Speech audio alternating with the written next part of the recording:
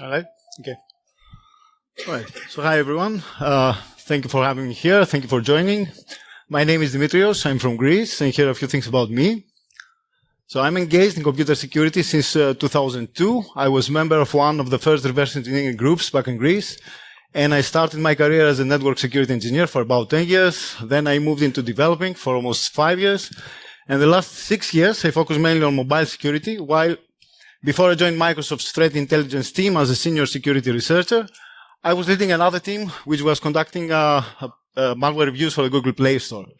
Besides that, I'm a frequent speaker. I'm father of 2, a boy and a girl, and in my free time I try at least to play and write some music. So before we start, let's take a look at the topics that we're going to cover in this briefing. So first of all, I'm going to dive into the core principle of understanding is defending, and I'm going to explain how important is getting to know how the malware works, since this can help us to defend against it. And then we're going to take a look at the modern Android malware landscape. We're going to see what's new in the Android ecosystem when it comes to malware. Following that, we're going to take a look at dynamic analysis evasion techniques. We're going to go through the most, let's say, clever ones. And we're going to get to know how malware tries to identify if it's being watched. We're going to do the same for static analysis evasion techniques.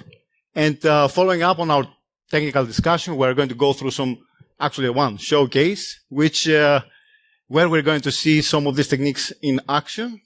And finally, we're going to wrap up with conclusions, where we are going to summarize our key points. All right, so I won't lie to you. Writing malware is a form of art. I would say a form of dark art, but it takes quite a lot of skill for someone to be good at this. And I'm not talking, of course, about clicking a couple of buttons in the malware generation utility in order to do such a thing. What I mean is writing something which is unique, something which is clever, and it's hard for us to detect. Now, on the other side, for us, the malware hunters, security researchers, and so on, it is very important to be one step ahead from the malware developers. So, in many cases, we have to think as they do, but most importantly, we have to understand what they do and how they do it. So, I guess the key word here is understanding. And understanding is, I would say, an ongoing process during which we have to dive into the malware mechanics in order to see how it spreads, how it works, how it does what it does. Recognize potential evasion techniques in order to improve our detection systems. Learn about exploitation tactics, since in many cases, malware developers are using them in order to compromise system and user data. And do what we are doing right now, engage with the cybersecurity community in order to share knowledge on defense and threat strategies. So, after this short intro, let's now take a look on how the modern Android malware looks like right now. So we may classify it in 2 main categories. The one which can be found in popular marketplaces like Play Store, Amazon Store, or even marketplaces that are created by manufacturers like Samsung, Xiaomi, Oppo, and so on. And then we have the off-market malware, which can be found anywhere else. Let's say a website that the user reached after clicking on an SMS, on a link that was received via an SMS, or even an app that was installed using ADB, and so on.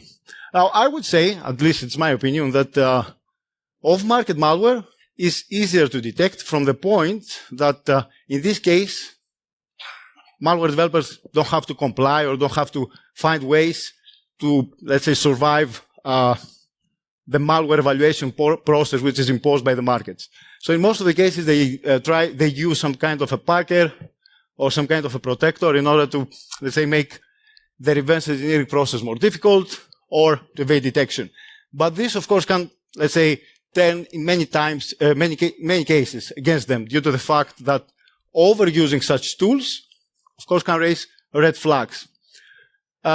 Operation-wise, they traditionally rely on abusing services like accessibility or notification listener, or even root access to the device in some cases, if the device, of course, is rooted, in order to achieve their malicious targets, which is usually spying on the user or hunting for, let's say, financial data and so on. So I'm going to come back. I'm going to refer to this, let's say, a couple of times ago. So we can say with certainty that market malware targets a wider audience than the other one. And we can break down the life cycle of this type of malware in various phases. We can start with the motivation, which is commonly profit. So an Android developer will start writing malware in order to make profit. And you can understand this from the fact that the most prevalent malware families right now in Play Store, for example, have to do with some kind of fraud, like SMS fraud, call fraud, toll fraud, and so on. And after motivation comes the development phase, which is not something like one and done, as you may think. It is a continuous process where adversaries prepare the malware in order to perform the malicious act. And then we have the publishing phase. And what we've seen here is that they're going to post an unweaponized version of the app, wait for it to get some thousands, let's say, of installs before they finally weaponize it and in order to infect as many users as they can. Hopefully for us, at some point, this app will be, let's say, detected, banned, and of course, unpublished. So now, for the sake of completeness, let's say, we will go through some basic malware categories. And despite the fact that antivirus vendors are not always on page when it comes classifying malware, we're going to do our best to find some common points. So we have backdoors, of course, which is a type of malware that can allow an adversary to remotely connect to your device and start running unwanted code. We have downloaders, a type of malware which has as its main purpose to download and install other malware. This type of malware comes usually ready, paid as a service, which other malware developers can use in order to spread their own, let's say, malicious apps. We have ransomware, which takes partial or full control of the device and demands some data in order to release this control. Now, in contrast to the traditional PC ransomware, this one doesn't have to necessarily encrypt the device's data. So what they're doing is lock the device. For example, I'm using some kind of privileged API like the administrator, or using some kind of permission like the system alert window permission in order to cover the screen so the users lose access to the user interface and they have to pay the ransom. Then we have phishing, which again trusts as a trustworthy source while steals users' credentials. We have Trojans, seemingly innocent app with hidden modules, malicious modules, let's say. And Play Store has some additional categories in order to classify malware, which we have billing fraud, a large category, which includes SMS fraud, call fraud, and toll fraud, spyware and commercial spyware, spam, and malware. They have actually a couple more, but for the sake, let's say, of space, I haven't included them here. All right. So now let's assume that you are a malware developer. You managed to create an app that was published. And this app has some thousands or even millions of installs. And you're ready to weaponize this malware in order to start making profit. So here is where the actual struggle comes, due to the fact that these apps have to go through ongoing static and dynamic analysis scans, since in many cases, especially in popular markets, apps are going repeatedly through this process. So we will start the first part of, let's say, the first main part of this briefing with dynamic analysis evasion techniques. And as I said in the beginning, we are going to see the most clever ones that don't necessarily have to be, let's say, very technical. We're going to see the most creative ones. And when it comes to this type of analysis, everything seems to boil down on answering a single question. So are we being watched? And if we are, then simply don't expose the malicious behavior. So the first one is exclude some libraries. What I mean by that is that you probably know that mobile devices come with different CPUs, which means that they support different architectures, different instruction sets. So being an Android developer who works with native code means that you have to compile your APK in a way that supports all these different ABIs, ARM64, x86, and so on. Now, it's not a big secret that many antivirus vendors are using x86 VMs in order to perform their tests, while mobile devices are mostly ARM64 based. So I guess it makes sense for them to forget, let's say, include some libraries like the x86 when they are compiling the final APK. So when you try to install such an APK, especially in old Android versions, you're going to get this one, no matching ABIs, which means that the app was not even installed. Or even in newer Android versions, you might get crashes or the app won't run and so on. So your whole dynamic analysis will simply collapse with, let's say, a very simple trick. And I bet this sounds very easy. While it is, I can assure you that it is very effective. All right, so the next one, I guess it's not a big surprise. Perform a device fingerprint before doing something bad. So the malware will gather all this info and even more, and either evaluate them locally or even send them to a command and control server in order to perform the evaluation. Now, what worth noticing here is what they are looking for. So we saw them looking for various things before they are taking such a decision. So we saw them looking at the device's model, fingerprint, if the device, for example, is signed with the back keys, so apparently it's not a production image, or the manufacturer, or even the brand, and when they are looking, the brand. So we saw them excluding some specific devices out of their target list, like Pixel devices. Imagine that they want, for example, to publish the app to Play Store, so they assume that since Google uses Pixel devices, they are going to use them also for their tests, so they're simply excluding them. And I guess if it makes sense to exclude some devices based on their brand or their model, it makes sense to see if the device has a SIM operator or a SIM card. So they check if the device has a SIM operator. The malware is going to use these API calls that you see in the screen and even more to identify the SIM operator and before doing something bad. And this is actually very useful in order to target specific countries or devices that they're using specific SIM operators, like the case that you see right now, which targets South Africa SIM operators. All right, so this one is one of the most, let's say, my favorites. It's very creative from the creative, let's say, point of view. So what you see is devices which are, let's say, plugged. They are plugged due to the fact that they belong to some kind of a lab or some kind of a pipeline. And this fact, the fact that they are plugged, maintains the battery levels full, I guess. So from time to time, the Android operating system sends a broadcast to the devices which are installed, to the apps, which are installed on the device, in order to inform them about the power status of the device. So think about it. If you have an actual device, so it doesn't make sense that this device has a battery level always full or it won't be always plugged. So this is what exactly they are checking for, and they're doing that in a very convenient way. They simply register a broadcast receiver, like the one that you see here, which listens for specific broadcasts, specific intents. Check if the device is plugged or the battery level. Add some additional, let's say, time checks to be more precise before doing something, let's say, malicious. And this one is, again, let's say, creative. From the point that, remember I told you that malware developers that they want to publish something in marketplaces. They send the app to the marketplace, but this app has to go through a malware evaluation process. And during this process, before the app gets published, they don't want, of course, their app to do something bad.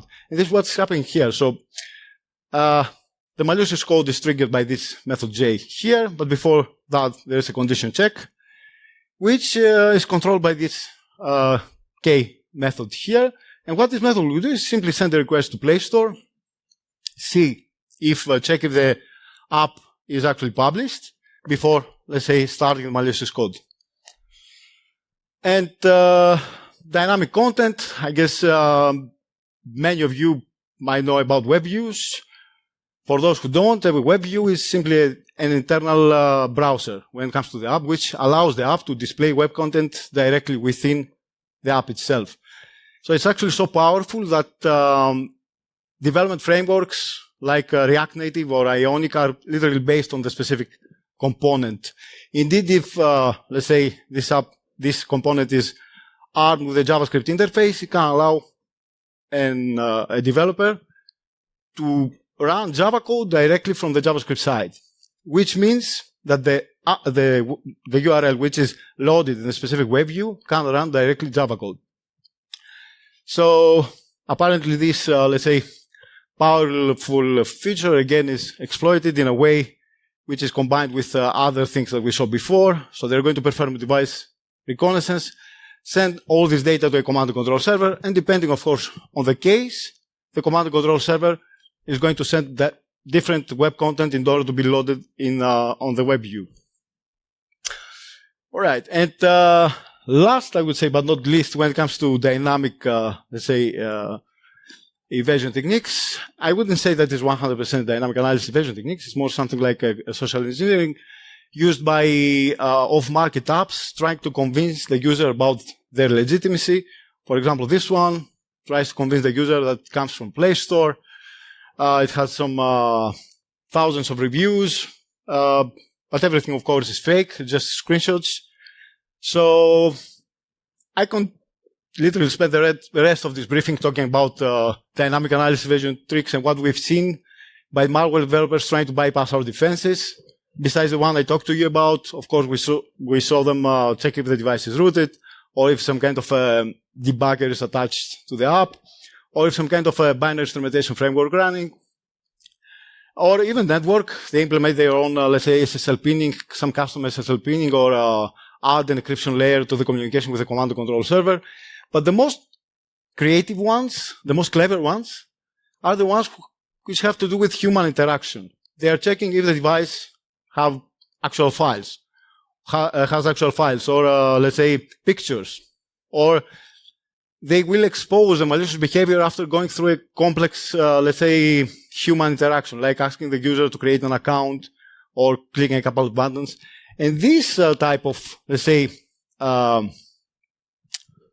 evasion techniques are difficult for us also to overcome, because imagine that this analysis, the dynamic analysis, belongs to some kind of a pipeline. Everything has to be automated.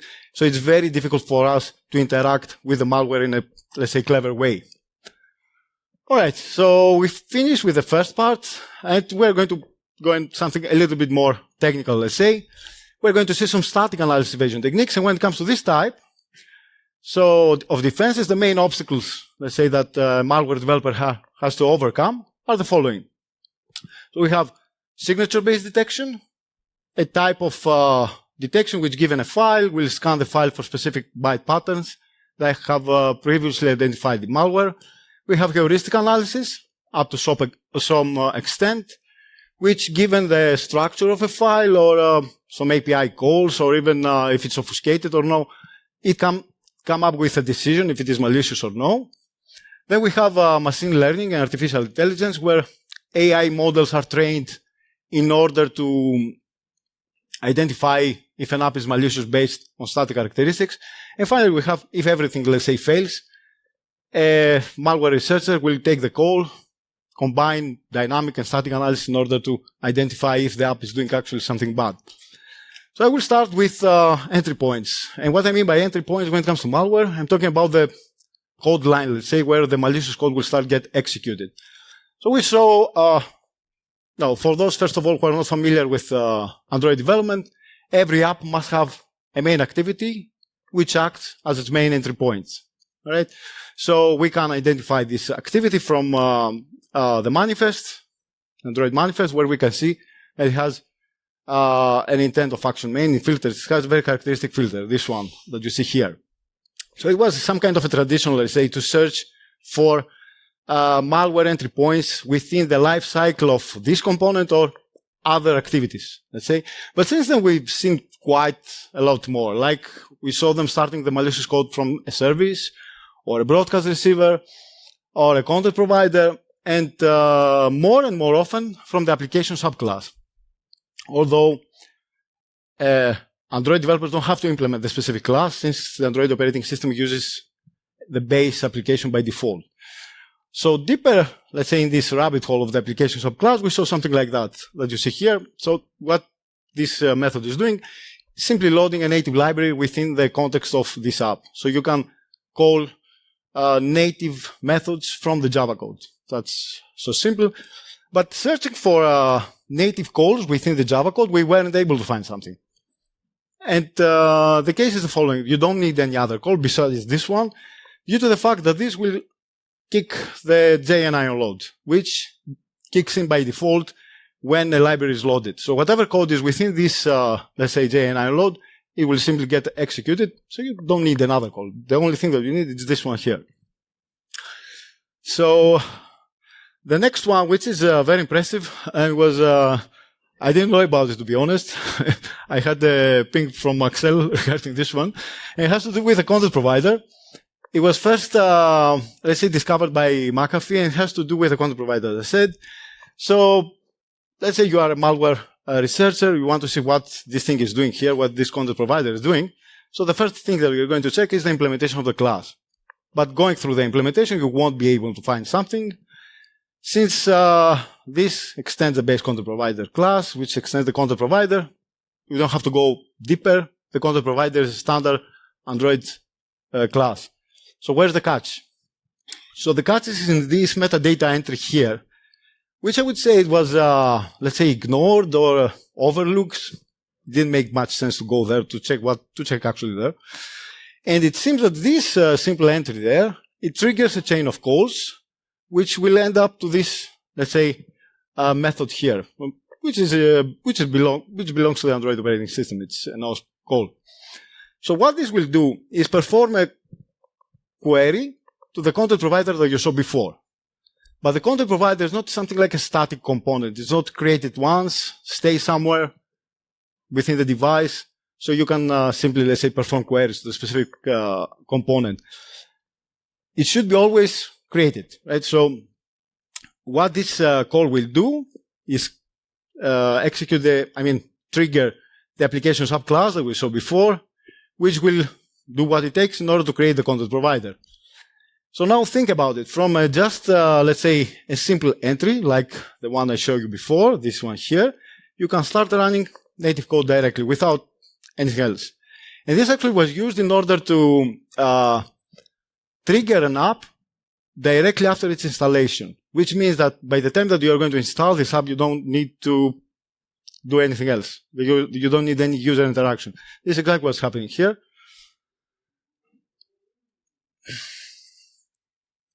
Okay, yeah. So that's it, nothing else. Just install the app, and by the time that you install it, the app will simply run, nothing else. It's quite impressive, I would say. Anyway, so reflection. When it comes to reflection, again, it's one of the most, let's say, abused techniques when it comes to malware development, due to the fact that it can be used in order to hide API calls and calls in general. Normally, it belongs to this package here, and it is used to access class of any object or dynamically create instances of a class or access its metadata, inspect class interfaces, fields, methods during runtime, even those, if those are, let's say, private. To be more specific, I have an example of how it is used. So the only thing that you need is the name of a class in order to start creating instances of this class and then calling its methods. So think about it. Again, you have reflection, which is used by thousands of apps for many thousands, for thousands of valid reasons. And the only thing that you need in order to start, let's say, calling some, let's say, suspicious API calls, and in order to avoid this type of behavior, at least heuristic, the only thing that you need is just the class name. And you can even hide that, as we're going to see in the next few slides. All right, so cryptography, I guess, doesn't much of introduction. It was abused and for many years by many malware families, and it is used in order to hide strings. We saw them using, for example, some kind of custom encoding scheme in combination with some simple XORing operation, like cryptographic operation, in order to hide C2 addresses or API calls. We saw them also hiding payloads, encrypting payloads, or even protecting command and control communication channel by adding a simply an encryption layer to the communication with the C2. And malware developers are not always, let's say, brilliant. So take a look at this piece of code here. So what this guy did, so he tried to hide, he or she tried to hide, let's say, to avoid detection, to avoid from us creating some kind of a signature by, obfuscating the code or the payloads and all this kind of stuff. But such a unique key and IV hard-coded, so you can simply create a signature based on these two strings. Okay, so steganography. Again, steganography is used to hide payloads, and it couldn't be absent from the adversarial, let's say, arsenal. So, to be honest, an APK provides a very convenient way to hide payloads because it's a zip file. And it's just signed by the developer in order to protect its integrity. So if you unzip the specific file, you're going to see something like that. A structure, which is this, like this one here. So there you may see various files, like this PNG file here, which if you open this file, you won't see something suspicious. It's actually a nice image, which doesn't seem to do something bad. Nothing until a specific time comes, which is, well, something like March 2019. It's an old sample, but it's a good one. And this will load this native library here, which will do whatever it takes in order to extract from this payload that you saw before this DEX file. I mean, from the picture, the specific payload. So this payload will communicate with a command and control server, download a bank bot, if I remember, and install it in order to start hunting your, let's say, banking credentials. Next one, dynamic code loading, is one of the main reasons that families like the infamous Joker are among the most prevalent ones when it comes to various marketplaces. And to take it one by one, what I mean by dynamic code loading, so the malware will download or extract some kind of a payload, load it to the application memory, and simply run it. So what they are doing, they are loading, for example, DEX files, Dalvik bytecode, Java bytecode, or even native files, or even JavaScript files in case the app has some kind of a JavaScript interface already integrated within the APK. I won't go more into details when it comes to dynamic code loading, since the case that we're going to go through has a lot of it. And obfuscation and packing, of course, obfuscation and packing is used to hide, again, let's say, to evade static detection. Actually, it is used for many legitimate reasons also. So if you decompile an APK, the result that you are going to take is very close to the code that you are going to see actually is very close to the actual one. And this, of course, raises security-related concerns. So these tools want to supposedly mitigate these concerns due to the fact that you can use them in order to scramble the class names, or even add unused code, or make, let's say, a mathematical operation which is very simple to seem very difficult for humans to understand. And when it comes to obfuscators, I have an example. Packing, I have an example. So if you try to decompile an APK which is packed, you won't be able to see much, like the case that you see in this specific screenshot. So the main activity, let's say, is not there. And everything starts from this application subclass where it will unpack the code, load it in the application's memory, and run it from there. So your only chance to see the actual code is either to do the unpacking manually or to dump the application memory. That's one of two. All right. And now I'm going to go through a showcase where we're going to see most of these techniques in action. I think I presented this one in the past, although I was focusing in a totally different aspect. In this case, we're going to focus on its evasion detection, let's say, techniques. And to be honest, it's one of the most, let's say, successful cases, since the flow that this one has. I found it recently in an app, in a malware that I was reviewing. So it's about the similar with some slight, let's say, differences. All right, so everything starts in the application subclass, as we saw before, where the app will start a second thread besides the main one, which will do something like we saw so far. So it will perform an HTTP request to Play Store and see if the app is installed before doing something bad. If the app is installed, then it's going to trigger this method J here. So what this method will do is the following. So it will go through the application's assets, and try to find the file which ends with 355, this file here. Then it will create another file, which is empty, in the cache directory, using just 3 random characters. Now, I'm going to details about the characters and all this kind of stuff due to the fact that everything matters when it comes to malware. So it will then copy the asset file to this file that was created in the cache directory. And then it's going to create a key out of it by concatenating some parts of a string. I call it XOR key. We won't use it as a XOR key in the beginning, but let's keep it like that. Then it will create another file, which is empty, and pass everything to this method J here. So it will give the context of the app, the encrypted file, the XOR key, and then temporary empty file. Then this method J will take these two files, and then it will calculate the SHA-1 digest of the XOR key and take the 16 first bytes out of it. This will be used as an AES key in order to decrypt the file that you saw from the assets. Finally, this will be saved to the temporary file that you saw before, the empty file, and then it's going to be loaded using the system.load method. So as you understand, it is a native library, right? Because this system.load is used only for native libraries.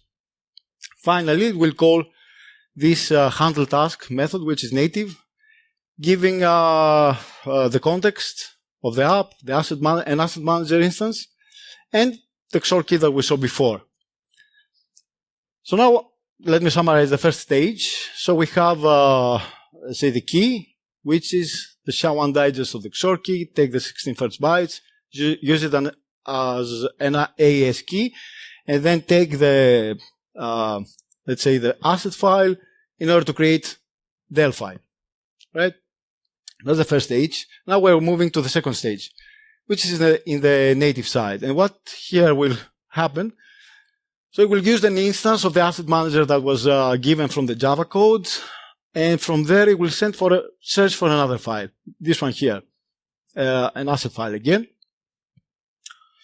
So it will then perform XOR operation with each byte with the key that was given from the Java side in order to get an APK.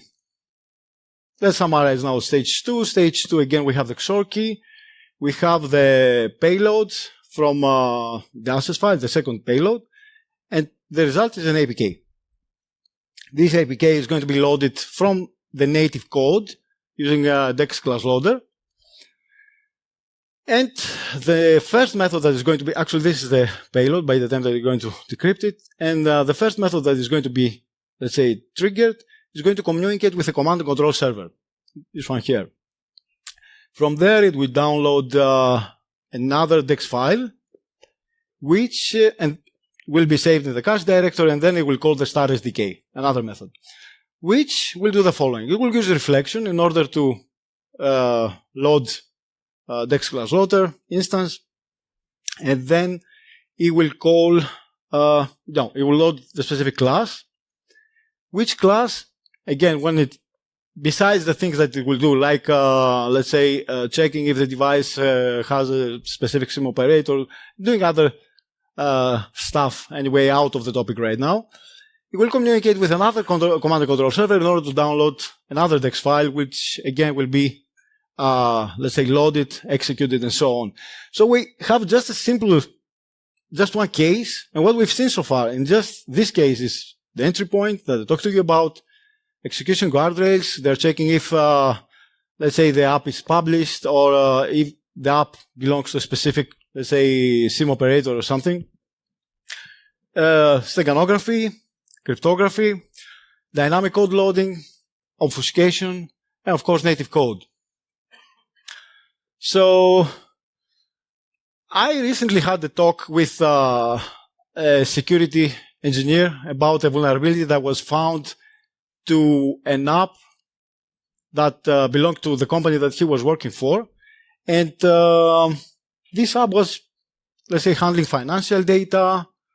It had some millions of installs, but only another app could exploit the specific vulnerability. So his point was, and I'm sorry to say that, his point was, what are the chances, what is the likelihood of someone downloading and install an app that will, let's say, exploit the specific vulnerability? So I guess the question is not It's not that. The question is how much you trust the apps that are already published in the various marketplaces, or even the developers who have an app right now published in such marketplaces, in order to leave such a vulnerability, let's say, unpatched. All right, so I can't stress out more the actual danger here, right? So we are literally bombarded by malware daily, by new techniques from malware developers, try to bypass our defenses. So the actual question is not if, of course, it's just when. And it's a continuous struggle where we have to be always one step ahead from the malware developers. However, everyone should be on board, including researchers from other fields, and of course users, since the best defense is staying alerted, and most importantly, to educate ourselves about mobile threats. Right. Thank you very much for your attention. That's it.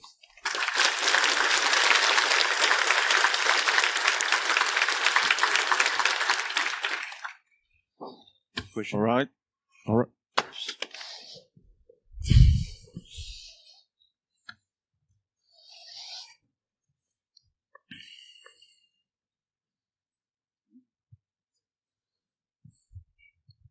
So first, thank you for the presentation.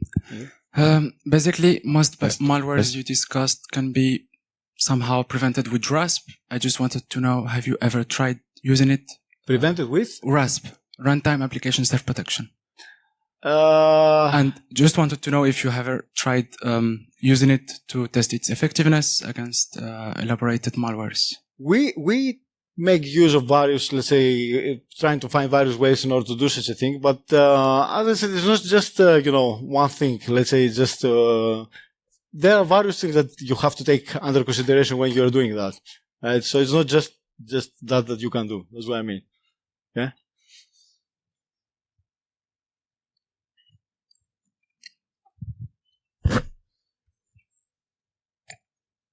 Other questions? Please raise your hand if you have.